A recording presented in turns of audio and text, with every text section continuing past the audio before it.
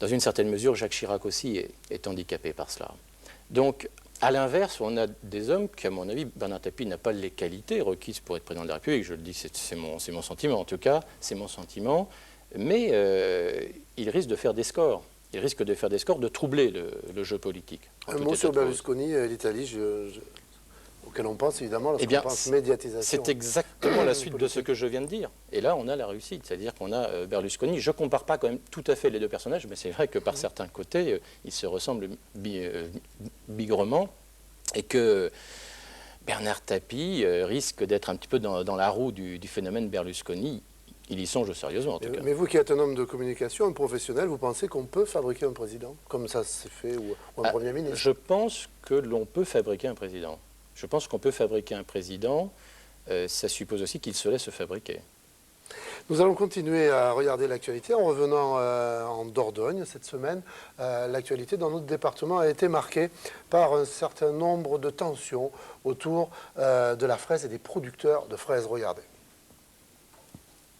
Pour l'instant, la quantité de fraises est peu importante sur le marché du cadran de verre. C'est le début de saison et la fraise d'Espagne ne gêne pas. Du côté de la direction du cadran, l'on trouve un peu fort l'action des agriculteurs sur les camions à Montpellier. À mon avis, c'est un peu prématuré ce qui s'est passé. Je crois qu'il aurait mieux valu essayer d'avertir et de dire à un moment donné, bon, écoutez, dans 8 jours, on va avoir des tonnages quand même assez conséquents, donc on vous demande de ralentir ou de réduire quand même de façon assez conséquente. Bon, à ce moment-là, si les réductions n'avaient pas été effectives, bon, ben à ce moment-là, il y avait des actions qui auraient pu être entreprises. Mais là, bon, je crois que c'est un peu prématuré. Et moi, ce que j'ai peur, c'est que ça se retourne un petit peu contre nous. Et donc, la personne que j'ai eue tout à l'heure au téléphone me disait, il y a des clients, finalement, qui vont nous pénaliser en disant, bon, ben, puisque c'est comme ça, on va vous mettre à l'eau et au pain sec pendant 10-15 jours, et on ne prendra pas de fraises dans votre région, parce que vous nous faites des coups comme ça. Alors. L'on a donc peur d'une forte réaction de la clientèle en aval, et lorsqu'il y aura des volumes importants sur verre, l'on se demande si les exportations se dérouleront de façon convenable. L'on pense aussi que des exportations vers l'Espagne risquent d'être compromises. Côté producteur, pour l'instant, on ne s'inquiète pas trop. Les prix de la gariguette sont élevés. Celle-ci est très prisée, bien au-dessus de la fraise espagnole. Mais le coût de revient est important si l'on veut sauvegarder la qualité. Dernier mot de ce reportage, qualité. Et oui, c'est le maître mot. Vous savez qu'en Périgord, on est très attaché à la qualité. Je crois qu'il faut d'ailleurs avoir l'honnêteté de le dire. Gérard Fayolle, l'ancien président du Conseil général, avait lancé les rendez-vous de la qualité, était très attaché à cette année de la qualité. Je crois qu'aujourd'hui, c'est d'ailleurs un sentiment général et que l'ensemble des élus souhaitent continuer dans cette voie. C'est véritablement l'atout pour le Périgord. Et au-delà de cette qualité, pour marquer cette qualité, il y a eu cette création d'une marque Périgord. Et la fraise est d'ailleurs le premier produit du Périgord à souhaiter adopter cette marque. Alors là aussi, on vous retrouve autour de cette marque Périgord. Vous travaillez sur ce produit, entre guillemets. Oui, absolument. J'avais proposé dans des actions de communication, à la suite des rendez-vous de la qualité, qu'il y ait une marque Périgord. Je pense d'ailleurs que de nombreux départements en France ont intérêt à promouvoir une marque qui ne soit pas nécessairement le nom administratif du département. Il y a des noms qui font bien plus rêver que le nom administratif. J'ai le sentiment que Périgord, ça fait plus rêver que Dordogne. J'ai le sentiment que Gascogne, ça fait plus rêver que Gers, ou Quercy que Lot, ou Roussillon que Pyrénées-Orientales. Et c'est notre atout, c'est cette image Périgord. C'est ce que ça évoque chez les gens, ça fait saliver le Périgord.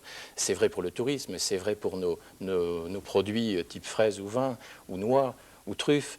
Et donc on doit se battre sur cette marque, on doit organiser cet ensemble. C'est ce qui a été engagé dans ce département. C'est la Chambre économique aujourd'hui qui en a la responsabilité. Et je crois vraiment que c'est un atout formidable pour le Périgord. Et dans une affaire comme la fraise, si les gens sont capables de faire la différence, et il y a eu plusieurs sujets cette semaine dans les télévisions, chez vos confrères, qui ont interviewé dans des micro-trottoirs, les gens disaient « moi je veux bien payer un petit peu plus si je suis sûr de la qualité ». Donc il faut veiller à cette qualité. Est-ce que le Périgord est toujours à la hauteur de sa réputation tiens, en tant qu'élu de Sarlat, est-ce que les restaurants de Sarlat sont toujours à la réputation que tous les restaurants, je veux dire? On n'est jamais sûr, on n'est pas derrière chaque marmite, bien entendu, et c'est le rôle des contrôles de qualité, c'est le rôle des comités de certification de veiller à ce qu'il y ait un suivi dans cette qualité et qu'effectivement une brebis galeuse ne mette pas par terre l'effort des autres. Et d'où l'importance de relancer ces actions qualité, justement. C'est très important. C'est-à-dire qu'il faut surtout veiller, alors c'est un problème, il faut à la fois ne pas banaliser le produit en donnant la marque à tout le monde, et puis en même temps ne pas limiter à quelques hauts de gamme, qui à ce moment-là ferait qu'il n'y ait aucune communication autour, aucune connaissance de cette marque. Le but de la marque, c'est donc de faire monter le niveau général de la production au sens le plus large. C'est qu'il y ait une reconnaissance du produit et de l'origine du produit, et effectivement d'inciter tous ceux qui veulent acquérir la marque ou qui l'ont, soit à maintenir leur qualité, soit à acquérir cette qualité pour avoir droit, en fait, à recevoir cette marque. Sarlat est une des plus belles villes du monde. Vous la vendez, entre guillemets, bien. Je ne sais pas, j'essaye en tout cas. C'est vrai que je crois qu'on vend bien, entre guillemets, j'aime pas beaucoup le terme, enfin c'est vrai qu'on l'emploie en termes de communication. On vend bien ce que l'on aime. Et moi j'ai une grande passion pour Sarlat. Je crois qu'il faut d'ailleurs avoir une énorme passion pour Sarlat pour venir comme cela à Sarlat régulièrement, j'allais dire avoir ses activités à Paris, venir à Sarlat. Vous savez, j'ai fantastique estime et admiration pour ce qu'a fait Jean-Jacques de Peretti pendant 10 années.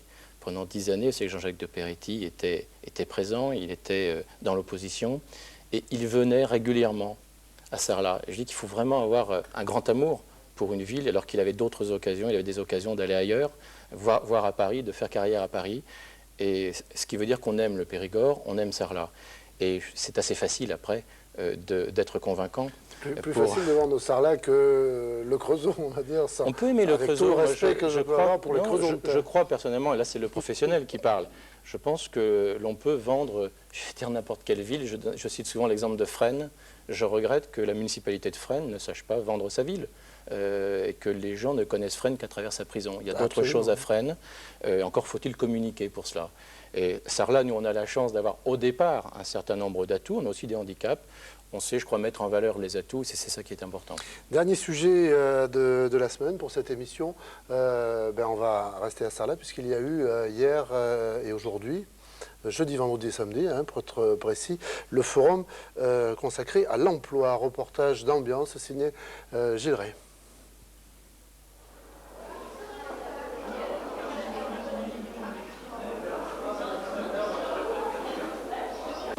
Vous trouvez votre bonheur là?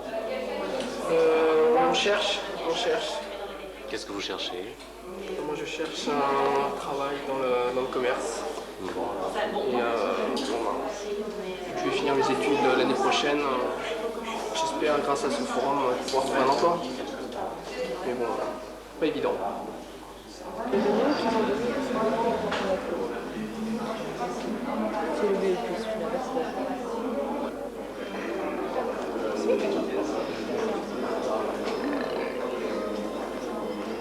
C'est un stage tout simplement. Mais ensuite, pour ça, dès qu'il y a des Et je voudrais tout particulièrement remercier aussi les 15 jeunes qui sont aujourd'hui dans la structure de l'espace économie-emploi. Je crois que le mieux, c'est que vous exprimiez. Voilà, donc vous parliez de Jean-Jacques de Peretti, on vient de le voir à l'écran. Alors l'emploi, c'est la préoccupation numéro 1, je suppose, pour les élus, et l'élu que vous êtes donc en particulier. Qu'est-ce qu'un élu fait et peut faire pour l'emploi? Vous avez dû remarquer qu'il n'y a pas d'adjoint chargé de l'emploi. Pourquoi? Parce que dans une équipe municipale, nous sommes tous chargés de l'emploi. C'est une formule. Oui, non, c'est vrai. Nous sommes tous chargés de l'emploi. Si, Non, l'adjoint au sport, il se se préoccupe dans son domaine qu'il y ait des créations d'emplois. Bien sûr, celui qui s'occupe des affaires économiques, celui de la communication, croyez-moi, il s'en occupe bigrement. C'est une préoccupation depuis 1989, depuis que nous avons été élus, depuis le premier jour. Pourquoi? Parce qu'on sait bien qu'il n'y a pas de remède miracle. Le plein emploi, personne n'a la formule pour revenir au plein emploi. En revanche, moi, ce que je veux dire, c'est que ce n'est pas du tout un combat perdu. Au contraire, en Sarladais, je vais vous donner un exemple. Dans le BTP, j'ai des chiffres sous les yeux. Le bâtiment et travaux publics. Effectif 1991, sur Sarlat, 232. Effectif 94, 303. Vous vous rendez compte? 71 emplois, solde positif en 2 ans. 3 ans. C'est dû à quoi? c'est dû principalement à ce qu'on a fait. C'est-à-dire, on n'est pas tout seul, mais la municipalité, vous savez, a une politique volontariste de réhabilitation des espoirs, des espaces publics. J'ai parlé d'espoir, c'est pour rendre l'espoir, justement. Des espaces publics du secteur sauvegardé. On a investi aujourd'hui près de 12 millions de francs, dont d'ailleurs 60% de subventions. C'est-à-dire que ce n'est pas le contribuable sarladais qui a à payer l'ensemble de la note. Et même, on n'a pas augmenté les impôts en plus. On a réussi à le faire sans augmenter les impôts. Côté le plus spectaculaire étant, bien sûr, le pavage, bien sûr. Le pavage, un certain nombre de travaux de restauration, l'éclairage. Alors donc ça a eu des effets immédiats. On les retrouve dans les effectifs. Il y a eu dans ce secteur des créations d'emplois. C'est vrai, je ne nie pas qu'il y a eu des problèmes. Vous avez raison. Vous parlez à la presse. Votre rôle, c'est de montrer les trains qui déraillent. Porges, Panoxyl, Delpera. Bien sûr, mais dans le même temps, il y a eu ces créations d'emplois. Il y a eu des gros trains qui ont déraillé. Oui, mais évidemment, quand il y a mois après mois des créations d'emplois, par 2 emplois, par 3 emplois, dans le BTP, on n'en parle pas. C'est normal d'ailleurs, je ne vous le reproche pas. On n'en parle pas, mais au bout du compte, ça existe. Donc il y a dans ce domaine quelque chose de formidable et des espoirs pour tous ceux qui nous écoutent, qui nous regardent. Il y a des espoirs. Deuxième politique que nous avons fait, la communication, vous en avez parlé. Par cette réhabilitation des espaces publics, nous avons fait qu'on a parlé de Sarlat, qu'on a attiré plus de touristes, que nous avons obtenu une 3e étoile au Guide Vert, qui est quelque chose de très important pour l'avenir de Sarlat. Cette 3e étoile, Michelin l'a dit, c'est notamment dû aux travaux qui ont été faits, qui ont changé la ville, qui l'ont fait passer dans une autre catégorie. Et donc, on sait très bien que dans le tourisme, il y a eu aussi des créations d'emplois. Il y a des hôtels qui ont été créés, ce sont des emplois à longueur d'année, qui plus est. Donc, il y a, vous voyez, toute cette évolution. Et en même temps, nous travaillons sur un dossier qui consiste à définir le type d'entreprise nouvelle encore que peut accueillir le Sarladais. Nous pensons à des entreprises qui sont très liées au tourisme et aux loisirs, mais pas dans l'hôtellerie-restauration. Et nous aurons au mois de mai, on ne peut pas encore le révéler aujourd'hui, mais dans un mois, je vous donne rendez-vous dans un mois, nous aurons des nouvelles à vous apprendre dans ce domaine. Vous verrez que ça sera en plus, ça se prêtera à l'image. Aki TV aura sûrement l'occasion de le montrer. Lorsqu'on vous dit vous n'êtes pas assez à Sarlat, vous répondez, vous souhaitez répondre à ça? Oui, c'est vrai, je réponds d'abord que je suis une antenne parisienne, donc je ne peux pas être en même temps à Sarlat. Il faut savoir aussi que en 2 minutes, s'il vous plaît. Les Parisiens me croient Sarladais, les Sarladais me croient Parisiens, c'est quelquefois un petit peu ennuyeux. J'aimerais pas habiter Châteauroux, donc. Ce sont 2 belles villes. Oui. Il faut qu'il y ait une antenne parisienne à Sarlat. Il y a une répartition des compétences, des lieux où nous sommes les uns les autres. Il y en a qui, de par leur fonction, leur vie civile, sont à Sarlat, c'est tant mieux. Et puis, moi, mon rôle, c'est d'être à Paris. Alors, j'essaye quand même d'être le plus possible en Périgord, pour pas dire n'importe quoi, pour m'imprégner du Périgord. Croyez que maintenant... Par plaisir aussi, sûrement. En plus, je voudrais ajouter que, quand on dit que je ne suis pas à Sarlat, vous savez que je suis certes élu depuis 1989, mais je viens régulièrement à Sarlat depuis 1972. J'y habite depuis 1978. C'est déjà une vieille histoire. On va faire la boucle bouclée avec le début de l'émission. On vous voit beaucoup faire du vélo. Moi, je trouve que j'en fais pas assez. Si vous me voyez beaucoup, vous avez de la chance. J'aimerais en faire un peu plus. Voilà, nous sommes au terme de cette émission. On l'aura compris, donc vous avez une passion pour cette ville et puis après pour le cyclisme et la communication. Merci d'avoir été notre invité. On est à 1 an des municipales. On va retrouver votre nom sur une liste derrière Jean-Jacques de Peretti ou près de Jean-Jacques de Peretti? Écoutez, cela dépend de Jean-Jacques de Peretti et puis après, cela dépendra des Sarladais eux-mêmes. Enfin, on peut se présenter sans être sûr d'être élu, évidemment. Bien sûr. Bien, Xavier Louis, merci. Donc, dans un instant, le journal. Gilles Ray va nous présenter le journal. On va retrouver un sujet sur le Tour de France dans ce journal, puisque hier, donc, Jean-Marie Leblanc, votre successeur à la tête du Tour de France, était dans ce journal. C'est Gilles Ray que vous retrouverez également la semaine prochaine pour la prochaine émission Grand Angle. Gilles Ray recevra M. Charles Figini, président de la CCI, la Chambre de commerce et d'industrie de Périgueux et de Sarlat. N'oublions pas Sarlat. Bonsoir à toutes et à tous. Merci Xavier Louis d'avoir été notre invité. Bonsoir.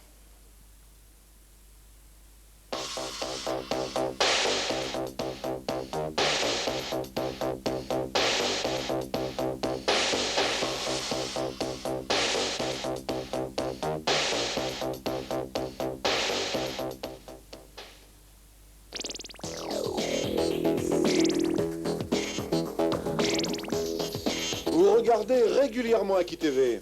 Vous voudriez avoir pour vous une émission, un sujet du journal ou un magazine. Avoir ces images en souvenir ou parce qu'elles vous intéressent particulièrement. Savez-vous qu'il existe à Aki TV un service copie-cassette? Renseignez-vous au 53 31 60 00. 53 31 6000.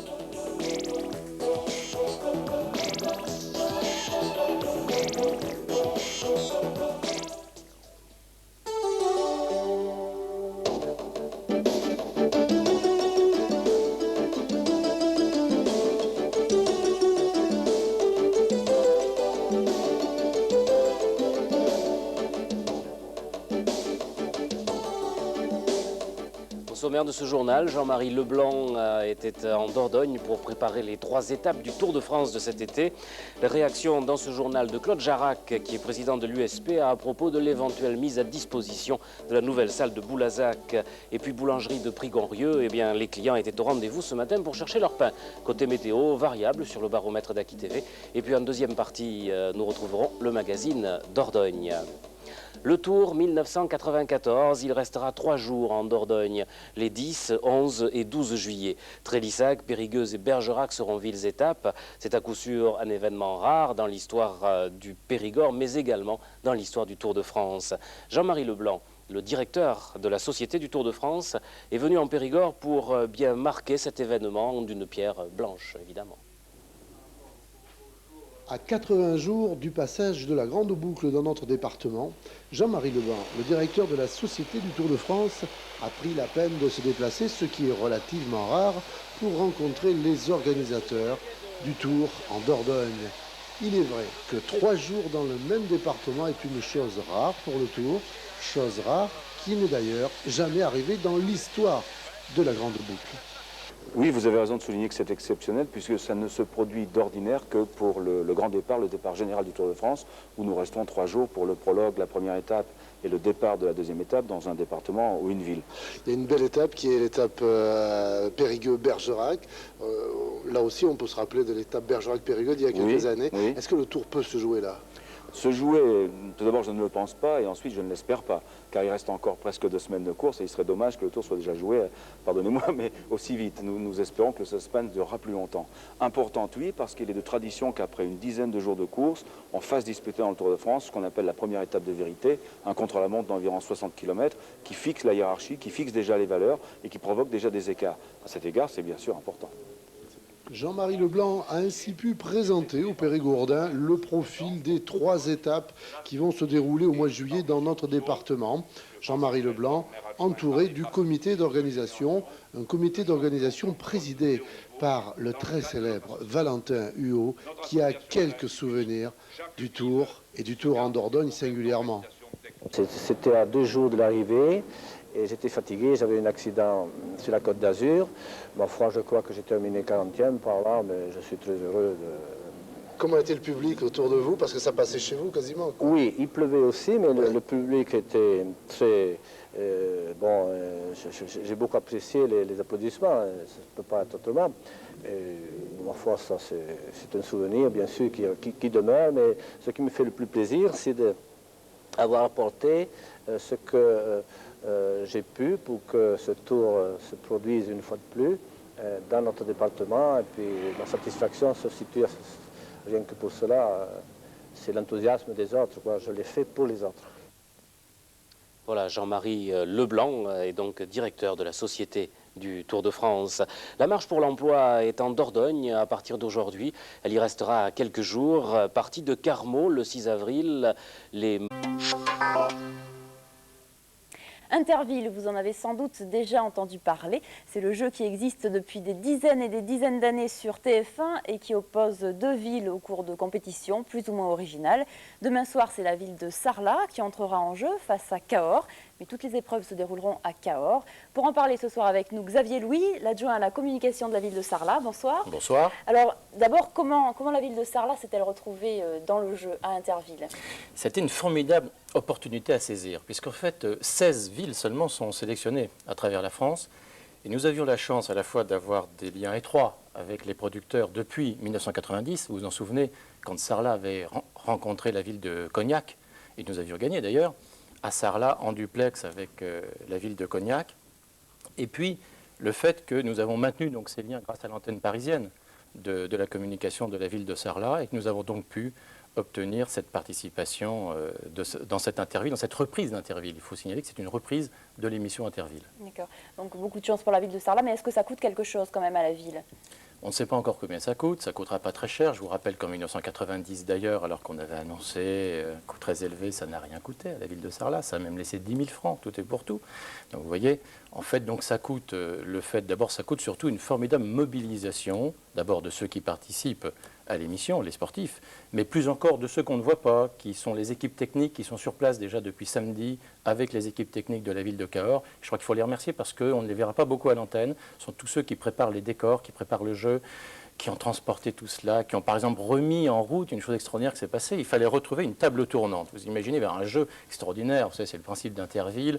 Il faut arriver à passer sur une table tournante avec des plateaux, etc.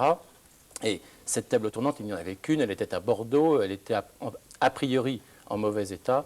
On a pu obtenir, par intervention de Monsieur le ministre Jean-Jacques de Peretti, que la ville de Bordeaux nous prête le plateau en question. Il a été remis en état à Sarlat grâce aux services techniques de la municipalité et nous aurons ce plateau demain. D'accord. Est-ce que le fait de participer à ce jeu, c'est une stratégie de communication?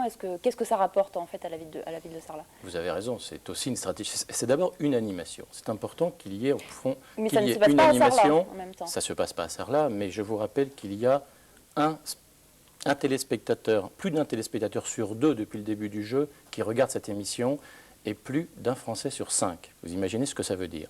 Tous les journaux de télévision, qui sont les journaux les plus lus en France, ont parlé de Sarlat et de Cahors, bien sûr, avant même que l'émission ne commence.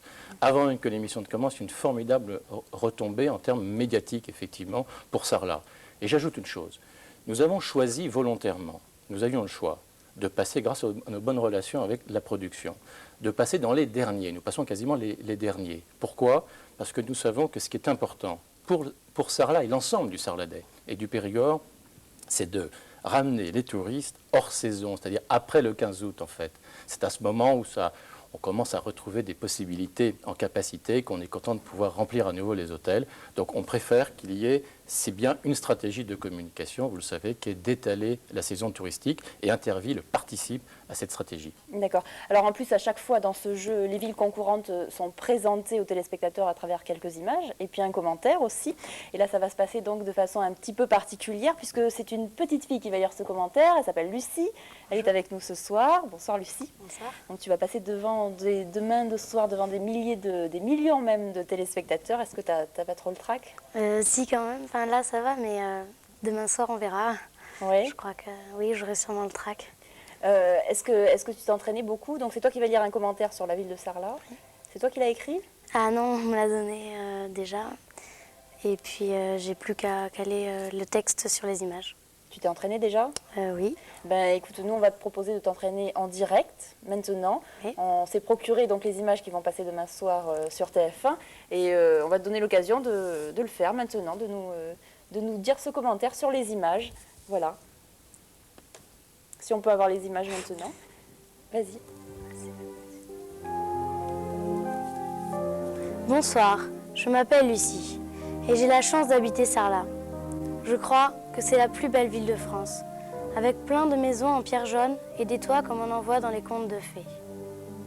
Et puis vous savez, la nuit, c'est bien plus beau. À Sarlat, on a l'impression de se trouver dans un monde magique. Et c'est pour ça qu'il y a souvent des films qui sont tournés ici. Il y a aussi des expositions de peinture, des concerts de musique, un festival de cinéma et un festival de théâtre. Et puis, qu'est-ce qu'on mange bien à Sarlat? Du foie gras, du confit, des pommes sarladaises, des cèpes, des truffes, des fraises, du gâteau aux noix, tous les bons produits du Périgord. Chaque samedi, au marché, on peut acheter toutes ces bonnes choses. Et les touristes européens peuvent même payer avec l'argent de chez eux.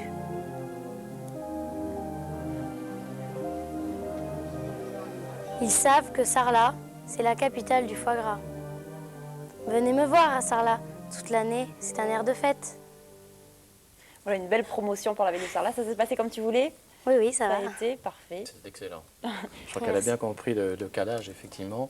C'est une belle répétition. Merci à KTV d'ailleurs de cette répétition, puisque demain, Lucie devra enregistrer en fait. Elle sera présente sur le plateau auprès de Fabrice, qui va être celui des deux animateurs qui va défendre Sarlat. Et donc, il faudra surtout se mobiliser et téléphoner pour soutenir. Alors, je demande à l'ensemble du Périgord de se mobiliser derrière Sarlat contre le Quercy, en quelque sorte, pour soutenir le film de Sarlat. Car si nous gagnons, d'abord il y a un point de plus pour Sarlat, et surtout Lucie gagnera un caméscope. Il n'y en a qu'un en jeu, donc il faut gagner, donc il faut vraiment téléphoner téléphoner. Pour le Très, film très de Sarlat. Absolument. Très bien. Alors, donc, ce jeu sera donc l'occasion de faire parler beaucoup de Sarlat, mais je crois qu'il n'y a pas que ça. TF1 a aussi fait beaucoup de reportages autour de la ville. Hein. On a eu, c'est vrai, la chance que cette semaine, d'abord la semaine dernière déjà, sur le journal de 20h, nous avons eu un reportage sur Savary, sur Jérôme Savary, dans le cadre du festival de théâtre. Aujourd'hui même, pendant toute la journée, l'équipe de TF1, une autre équipe des informations générales, pour le journal de 20h, en principe de demain soir, sauf autre actualité, a fait tout un reportage sur le tourisme à Sarlat. Et donc c'est fait que c'est un nouveau coup de projecteur pour Sarlat, pour l'ensemble du Périgord, car il y a eu d'autres reportages sur Castelnau par exemple, sur la Roque Saint-Christophe, donc je crois que l'ensemble du Périgord en bénéficie. C'est important, vous savez que ce qui se passe à Sarlat, je le dis souvent, on ne le fait pas uniquement pour Sarlat, il faut que ça profite à l'ensemble du Périgord. Mais c'est vrai que Sarlat est une locomotive, on en donne encore la preuve, pourtant qu'il y ait des wagons derrière, qu'on ne soit pas tout seul, c'est ce que l'on veut faire dans notre stratégie. Mais en même temps, ce que je demande, c'est que les Périgordins, ils nous soutiennent demain, qu'ils viennent nombreux à Cahors. Je voulais donner une précision, Sandrine, aux Sarladais qui viendront demain, c'est de s'habiller en rouge ou en rouge et blanc. Et les Fagnons, nous les aurons, ce sera du rouge et bleu. Il faut savoir qu'en face, dans la tribune de Cahors, ils sont en bleu et blanc. D'accord, donc s'habiller en rouge et blanc pour soutenir. Pourtant pour l'image. Équipes, La télévision, c'est de l'image. Donc il faut soigner l'image. Bon. Est-ce que tous ces reportages donc, qui ont eu lieu, qui ont été diffusés sur le journal de TF1 ont un rapport avec le jeu? Est-ce que c'est grâce au jeu qu'il y a eu ces reportages? Est-ce qu'il y a eu un accord ou pas? Non, vous savez que nous avons tout un travail de communication qui n'est pas uniquement lié à Interville, qui ne revient pas souvent. Toute l'année, vous savez, il y a des reportages sur l'ensemble des chaînes de télévision, sur les journaux nationaux. Il y a encore un journaliste de la Tribune des Fossés. Nous en attendons d'autres. Nous avons eu France 2 il y a quelques jours, vous savez, dans l'émission Télématin. C'est tout un ensemble. Cette communication sur Sarlat et le Périgord, elle doit être permanente. Hein. Ce qui compte, c'est qu'on puisse, encore une fois, répondre à cette stratégie qui est d'en parler toute l'année, d'avoir surtout pas uniquement une concentration au moment de l'été, vous savez que ça pose des problèmes, cette concentration. Ce qui est important, c'est que vraiment toute la saison, on ait suffisamment de touristes pour faire vivre notre pays. D'accord. Un tout dernier mot en 2 secondes, parce qu'on n'a pas le temps. Sur l'équipe, ils sont combien? L'équipe, ils sont une quarantaine, parce qu'avec les remplaçants, il faut prévoir quelques remplaçants. Tous des sportifs. C'est Jo Bonnefond, le capitaine, comme en 1990. Comme on dit, on ne change pas une équipe qui gagne. Elle avait gagné en 1990. On lui souhaite la même chose, mais surtout, on a dit à l'équipe, ce qui compte, c'est que, quel que soit le résultat, c'est de perdre, si on gagne, si on perd, dans la bonne humeur, car ce qui restera, c'est l'image qu'on laissera, et c'est ça qui sera la véritable victoire de Sarlat. Très bien, merci à vous deux, et bonne chance à eux en tout cas. Quant à nous, on retrouve tout de suite les rendez-vous de Barbara.